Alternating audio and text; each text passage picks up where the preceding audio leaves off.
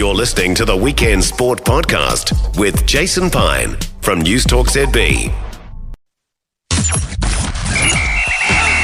Football Fever with News Talk ZB's voice of football, Jason Pine and Bonnie Jansen. Welcome into a fresh episode of Football Fever. It's your weekly football podcast for all things New Zealand football. We cover off Kiwis playing overseas, we cover off our national teams, and of course we cover off the Wellington Phoenix men and women.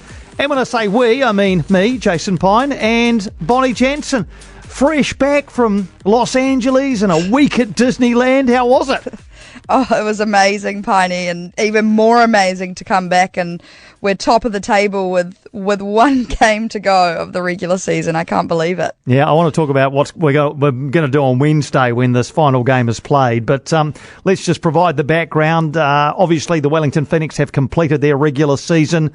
A 3-0 win over Macarthur at Sky Stadium on Saturday night. Now, last week on the podcast, you told us that you'd be flying back at that time. Presumably there were no scheduling catastrophes or delays. So did you manage to follow the game? Yeah, so I was searching up before the flight, right, to see if Air New Zealand have a streaming channel, and they did, but I couldn't find it on the plane, so I don't know what happened there. So basically I was following along on Tribe, so whoever was doing the commentary on the Tribe app, well done. It was great. It was also hectic because there was those first two goals from those two matches, the Phoenix and then Central Coast, happened right at the same time. And I had messages flooding through from my family who were at the game. They were talking about how loud it was, and yeah, I mean, I would have loved to have been there or at least watching on TV, but it was still pretty exciting to follow along. It was. The crowd was amazing, Bonnie. It was just... Yeah. Honestly, I mean, you know, we've both been to big Phoenix games, and often it doesn't need a lot of people to make a lot of noise there. The Yellow Fever really take it upon themselves to, you know, to really provide an atmosphere, whether there's 6,000 or 10,000 or as the case was on Saturday 15. But it was so loud, particularly in the first half when the teams came out, everybody was up for it, heaps of kids. And then when the Phoenix went 1-0 up and then 2-0 up, yeah, it was just a terrific atmosphere. I want to talk more later about what happened afterwards, but you've got to give it to Wellington. They really turned up, you know?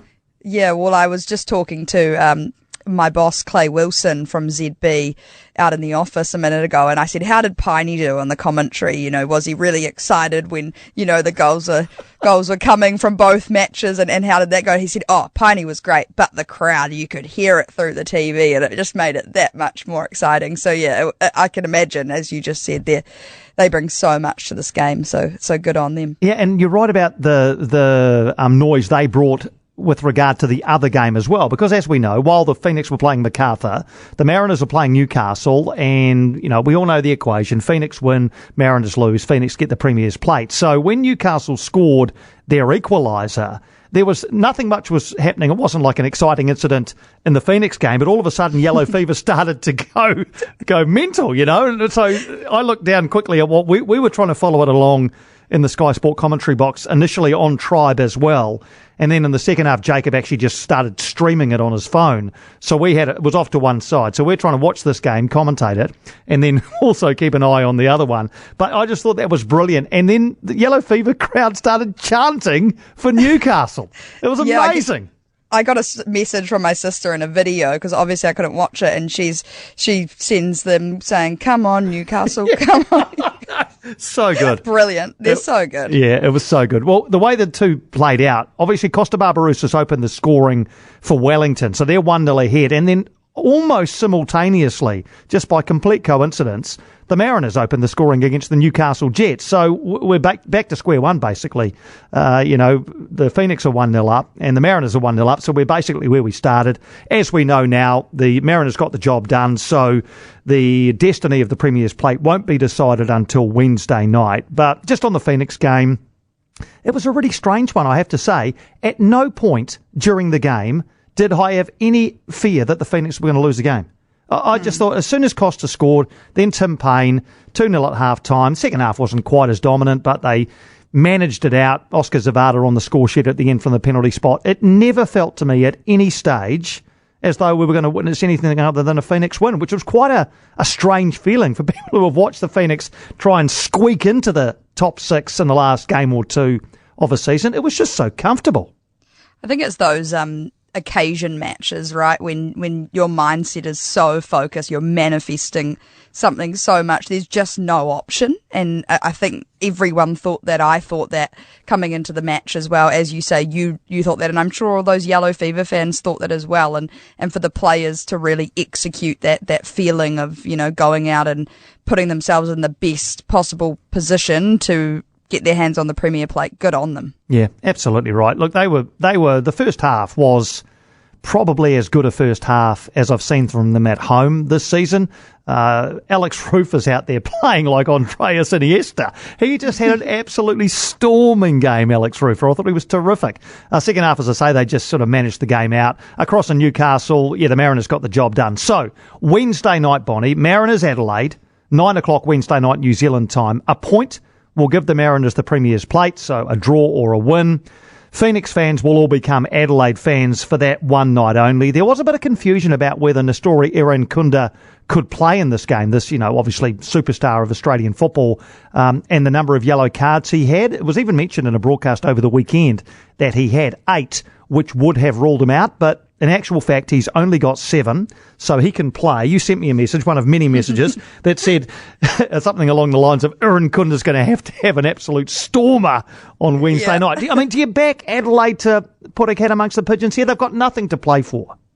Yeah, well, I feel like maybe, and as we know, Irankunda is so good. He's so good, and Newcastle had more beef, right? That was the storyline. They had more beef, and you hope that they would get the job done, and they haven't.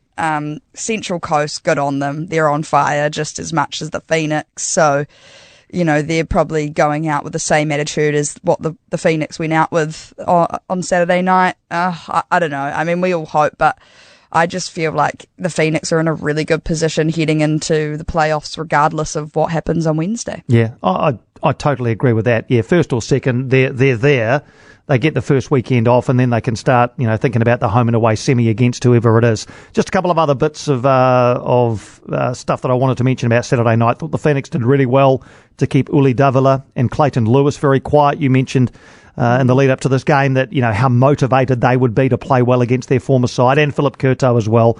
I thought the Phoenix did a great job of keeping the two of them quiet. Davila in particular, because we all know what an attacking weapon he is. 6th straight home win for Wellington. Kind of sends a message. If you're coming to Wellington in the playoffs, it is a very, very hard place to get anything from. Yeah, good luck to you. Exactly, good luck to you. And afterwards, after the game, this was just so brilliant. They let the fans come down on the field for what they were calling a team photo, right? And all the players and thousands of fans were gathered in and around the centre circle, and they took this team photo. I'm sure people have seen pictures of it online. But it was after that I just loved the way, because the photo got taken, and then the players they were at the front, and then they broke up, and then they just started mingling with the fans. It was just, and there was just these throngs of fans gathered around Alex Paulson and David Ball and Oscar Manhattan and everybody really. But the guy who had the biggest throng of people around him was the Chief. Chiefy. Honestly, it was honestly like a rock star. Like, it was like Drake had walked onto Sky Stadium. That's what it was like. He was surrounded.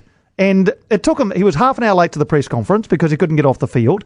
We were trying to get him on the Sky post-match, and that was a mission in itself. But he was, I was watching him from about 20 metres away. The way he was interacting with everybody, kids, adults, teenagers, everybody. It was just, a year ago, Bonnie, he could have walked down the street in Wellington and not many people would have recognised him. No. Now he can't get off the field for half an hour because he's just swamped. Yeah, good on him. He's done so well with this team this year, and I love, his attitude that he's had in these press conferences, and you and I have seen that up close throughout the season, and what he's done with this team is just incredible. But them bringing the fans onto the pitch, amazing. They're going to need them, in that next home match that they've got. But do you know what I think it is? I think it's with the Auckland team coming in, the Black Knights, and the Phoenix are doing everything they can to just, start the band, to start that rivalry and kind of make their mark and their statement of who they are and what they're about. And they're doing they're doing a really good job of it. So good on them. Yeah, no, the interaction with the fans at the moment, and it's easier when you're winning, obviously. Yeah. But yeah, I sort of feel like Auckland FC are probably sitting there at the moment going, well, we can't get a foot in the door here, you know. And to be fair, neither they should, I don't reckon. You know, they're not a thing yet. Yes, they're a club. They haven't got any players. No, they will absolutely have to promote themselves because they have to be an option for New Zealand football fans. But at the moment, if I'm them, I'm just like sitting back and waiting till the end of May and say, we'll have a crack then once this has all died down. Confirmation of a number of regular season records for Wellington after this result. So here are the things they've done this season. Most ever points, most ever wins, fewest ever defeats, the most clean sheets, the fewest goals conceded, the highest points per game, best goal difference, and it'll be their best finish regardless of whether they finish first or second, with Wednesday night's result obviously to dictate that. And as far as crowds are concerned, 116,176 through the gates over 13 games. That's an average of close to 9,000. Their best average since 2009-10, and the all-time best was the very first season. So the crowds have started to turn up for Wellington. Again, it's easier when you're winning, but you know they're engaging them in various different ways. And you'd have to think when that home leg of the semi-final rolls around in mid-May, there will be a lot of people at Sky Stadium. Football Fever with Jason Pine and Bonnie Jansen. Right, let's look at the elimination finals. We know the Phoenix and the Mariners, regardless of which way they finish, will go through to the semi-finals. They got a bye in the first weekend. So, Saturday night, Sydney FC, Macarthur FC, Allianz Stadium, 9:45. Who do you reckon wins this game? I feel like Sydney FC are going to win this one, just based off MacArthur's recent run. They've had a pretty good season. I thought they would be better against the Knicks on the weekend, but Sydney FC have just been historically so good in this competition, so I think they're coming away. Yeah, I was a little bit disappointed with MacArthur, I have to say, the other night. I know they were missing a couple of players. They left a couple at home. One was on 7 yellows, Kieran Backus. Another, Jake Holman, had just come back from Ollie Roos. And you know, they knew really, or they still had a chance to finish in the top four, which would have obviously given them a home elimination final. But I was a little bit underwhelmed by them. Sydney FC, on the other hand, just smashed Perth. To be fair, though, it was only Perth, and you know they've had a shocker of a season. But they go in with momentum. You know, you go and having won a game and knocked 7 in the net against, compared to MacArthur, who have just had 3 put past them.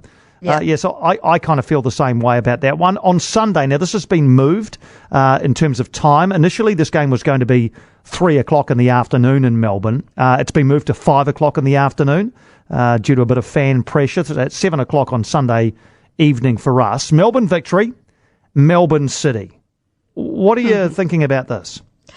Yeah, again, I'm thinking Melbourne victory, just because I reckon they're the better looking team of those 4. Obviously, they're third. That makes sense. But again, they're quite good in these playoff matches. And saying that, both of these elimination matches are in kind of neutral grounds, right? It's a Sydney derby and a Melbourne derby, so anything could happen, and it's quite exciting. It's worked out that way. I kind of fancy Melbourne City, I have to say. You know, I know, as you've said, you know, Melbourne victory were third. Melbourne City only confirmed their place in the 6 with a pretty narrow 1-0 win over Western United in their very last game, and Western United had a goal chalked off, which would have actually eliminated Melbourne City. I just feel as though you look at their roster, and yes, he's been a bit underwhelming this season, but Jamie McLaren is still the A-League's all-time, you know, leading goal scorer. Matthew Leckie's a terrific player. Arslan and Jakalic, and they're a really, really dangerous attacking team. I wouldn't be at all surprised if Melbourne City turned Melbourne victory over. And as you say, they're effectively playing at home. Both of those teams play at Amy Park, so it's not an away game for them. Exactly, and they beat Perth, and again it's Perth, but 8-0 the other day. Yep. So again, anything could happen, and that's what I like about these two matches, because neutral grounds. In a funny old way, it might work out better for Wellington Phoenix, because you look at the teams you probably want to play in a semi-final, right? And I think you probably want to play the winner of Sydney Macarthur if you're Wellington, because I think they match up better against the Sydney teams for whatever reason than they do against the Melbourne teams. So here's one possible scenario, right? Let's say the Phoenix finish second, which is the most likely scenario. Let's say Mariners get the job done Wednesday night, Phoenix finish second. They would then play, the Mariners are top, so the Mariners would play the lowest ranked team that comes through the semi-finals. If Melbourne City come through, that'll be Melbourne City.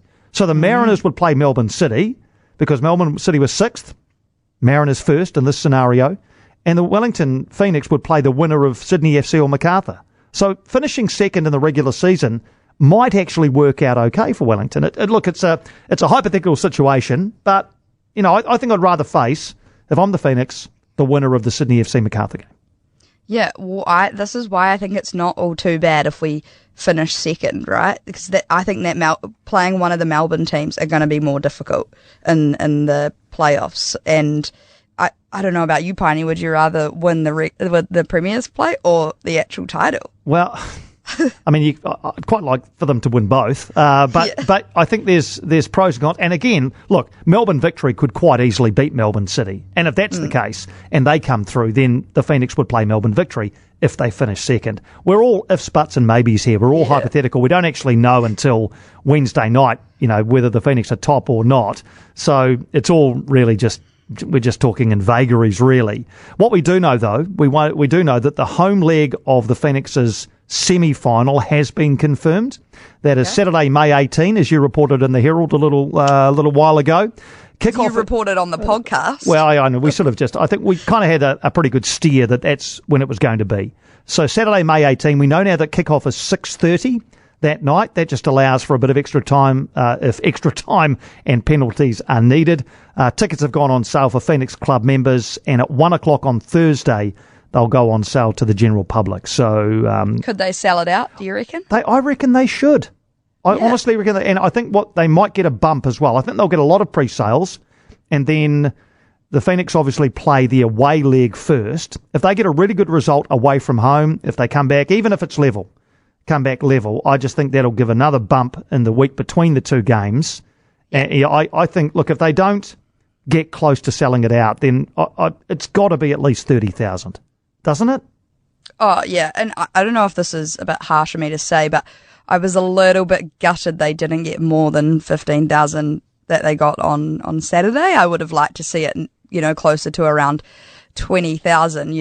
They almost, they had the chance of taking out the league that night. So that was a little bit disappointing. But yeah, I feel like Wellington need to get up for this match. I know I'm coming down for it, and I don't know how the ticket giveaways and things like that work, but if I'm the Phoenix marketing team, I'm, giving out tickets to clubs and juniors and things like that. You need to fill out that stadium 100%. Yeah, unfortunately, the Phoenix don't have any control over that because it's the ALP who run it. So what's their appetite going to be to give away free tickets? I don't know. Maybe they will. I get the feeling, regardless, they'll like I say, if Wellington get a really good result in that first leg, it'll be like the Bahrain situation when the All Whites beat Bahrain. They got a 0-0 draw away from home, back for the second leg, and the place was just absolutely rocking. So, let's hope it's similar to that. Just a final couple of things before we move on from the Phoenix. They've got their awards night tomorrow night. This is the men's and women's awards. It's Tuesday night, so we're recording this on Monday. So the prizes for the season will be handed out. And across the final weekend of the A-League men's, 30 goals in the 6 games across the weekend. That is more goals than have been scored in any other round in A-League men's history. So it was certainly a goal-laden finish to the regular season. Football Fever on iHeartRadio. Let's have a look at Kiwis playing overseas. I'll do some of the men. Joe Bell is playing well for Viking at the moment in Norway. He got an assist in a 3-3 draw in their latest match. Michael Boxall on the score sheet for Minnesota from close range, but they all count in a 2-1 win over Sporting Kansas City. Andre de Jong's playing really well in South Africa for Stellenbosch. He got another assist. They won 5-0 against Polokwane. They're now unbeaten, Stellenbosch, in 24 games across League and Cup. Marko Stamanic doing really good things in Serbia, 90 minutes in the Serbian Cup semi-final victory for Crvena Zvezda. They're 10 points clear in the league and in the Cup final. So they could get a double. Sarpreet Singh finally got some minutes. His first minutes since the beginning of March for Hansa Rostock. Only 7 minutes off the bench, but at least he's on the grass. And a couple of clubs had their end-of-season awards in the UK. Tyler Bindon was runner-up in Reading's Fan Player of the Year. What a season he has had, Tyler Bindon, in his first professional season. 40 appearances in League One. He played 1,000 more minutes than anybody else in League One who was born in 2004 or later, which he was. He's just a terrific young player and someone with a big future. And Max Crocombe, the goalkeeper, was Burton Albion's Player of the Season at their award. So those are the men. Number of our top women also playing over the weekend, Bonnie? Yeah, Rhea Percival, who obviously has just retired from international football, but she helped her team Crystal Palace to win the Women's Championship. They've got a promotion into the Super League in the UK with a 0-0 draw against Katie Kitching's Sunderland team, who finished third. Grace Neville and Paige Satchell were in the London City Lionesses side that beat Jackie Hand's Lewes FC 3-2, which means Lewes are now relegated. If I'm Jackie Hand, I'm considering a move. I don't know what she's got left on her contract. 100%. But she needs to be playing higher level football than that. Hannah Wilkinson has been named in the A-League All-Stars team to play Arsenal, which is unreal for her. She also had her 50th Melbourne City appearance over the weekend and her 30th goal for City in their 3-0 win over Newcastle. They've qualified for the A-League Women's Final. She obviously plays with Rebecca Stott and they'll be taking on Sydney FC. Malia Steinmetz was on the score sheet in a 7-0 win for her Danish club FC Nordsjælland. And Gabby Rennie had 2 assists for Orlando United in their latest game in Finland, which is great for her. I think that might be Malia Steinmetz's first professional goal. I tried to find one. I can't find one. I feel like she would have scored for Western Sydney. Surely. But then I had a look back, I use Flash Score. It's a great website which gives you a lot of history. And I went back into her Western Sydney days and it doesn't look as though she did. So I mean, it's obvious she got the all important fifth goal in a 7-0 win. I mean, you'd probably rather a 1-0 winner or whatever. But even so, it's the game against Thailand down in Christchurch, the second one. When New Zealand were pushing to try and score a goal, she was up there around the penalty area, and I remember thinking at the time, it's like she doesn't know what to do in the penalty area. She's just so unused to scoring goals. It's weird. It's so weird for a footballer. Yeah, she's got a good strike on her as well. She's great at distributing. So usually players like that are good finishers. But interesting. Yeah. So hopefully it's the first of many. It's like Tim Payne. It took Tim Payne 92 games. Yeah. Well, in his 93rd game, he got his first A-League goal, and he got 3 this season now. The floodgates have opened. 100%. I think that's what happens. You get one, and then they all just start to flow. So maybe that'll be the case for Malia Steinmetz as well. Macy Fraser hasn't gone to the US yet, by the way. She's still waiting for her visa. I understand she'll be at the Phoenix prize giving tomorrow night. So still not heading stateside. But we can't wait to see what happens when she turns up over there in Utah and starts playing in the National Women's Soccer League.